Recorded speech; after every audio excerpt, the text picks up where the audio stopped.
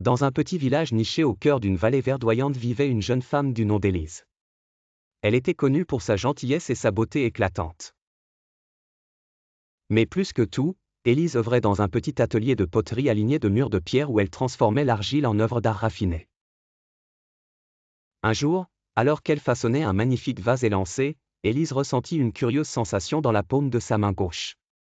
En regardant de plus près, elle y découvrit un motif qui ressemblait étrangement aux veines d'une feuille d'érable. Cette vision la laissa contemplative. Fascinée par ce mystère, Élise s'immergea aussitôt dans son ouvrage, imaginant des histoires où chaque veine de feuille racontait une aventure. Élise partageait l'atelier avec un vieil homme appelé Henri, un potier reconnu de tous, pour son savoir-faire ancestral et ses conseils illuminés. Lorsqu'Henri remarqua l'engouement mystérieux dans les yeux d'Élise, il lui demanda de partager la source de son inspiration. En écoutant attentivement, il sourit et dit « Ah, chère Élise, ce n'est pas tous les jours que l'on rencontre un messager du monde des esprits. Prends soin de ce signe. » Inspirée par les paroles de Henri, Élise poursuivit ses travaux avec une énergie renouvelée.